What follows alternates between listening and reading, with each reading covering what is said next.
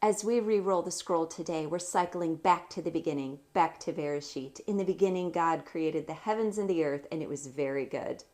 He created light, which is the glory of God, and he separated the light from the darkness, creating day and night. He created the sky, separating the waters above from the waters beneath.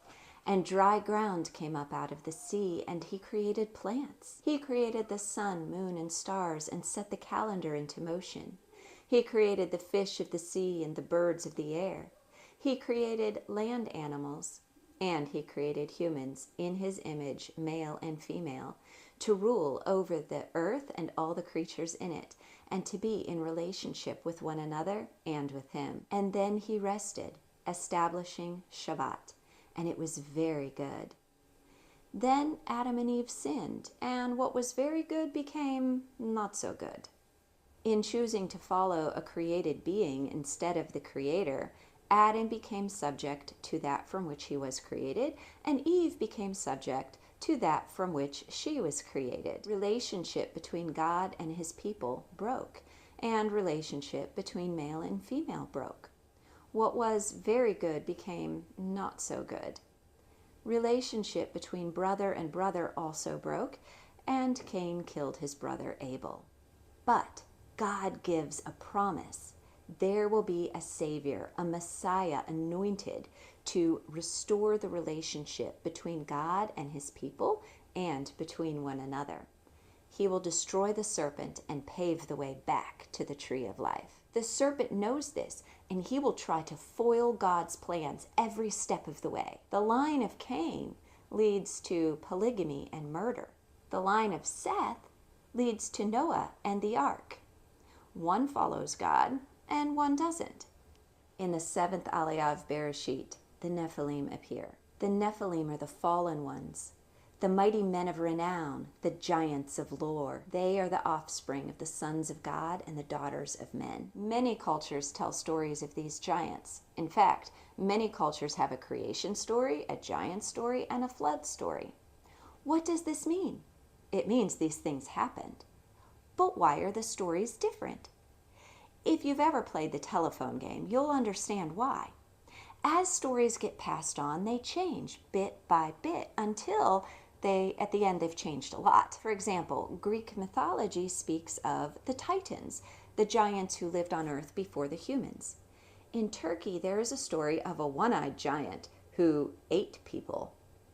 In Peru, there's a story of giants who fought each other. In Babylonian mythology, Marduk was a giant.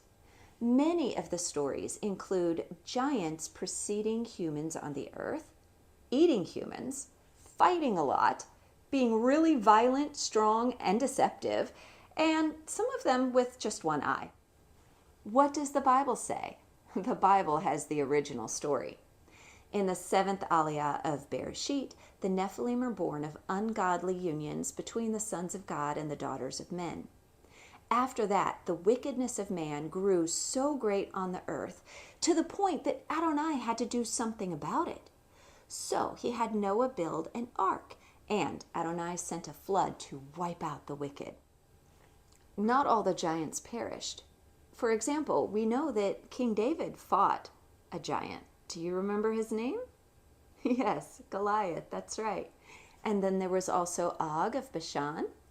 And in addition to the Nephilim, there were the Amorites, the Emim, the Zanzumim, the Rephaim, and the Anakim. So the flood wiped out a lot of the wicked, but some of the giants still existed afterwards. Many ancient historians, like Josephus, Justin Martyr, Enoch, Irenaeus, and Commodianus, wrote about them. The age of the giants was marked by violence. Genesis 6:11 says that the earth was corrupt before Adonai and filled with Hamas.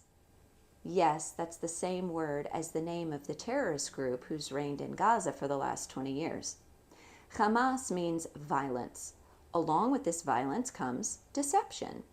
The stories of giants from around the world speak of deceptive tactics of the evil one. What does this mean for us? Remember two things. One, don't be afraid of the giants, for the Lord will fight for you, especially if 2, you are following him, like following the line of Seth and Noah. As they did in that day, let us do in our day. Call upon the name of the Lord and follow his promised Messiah. Shabbat Shalom.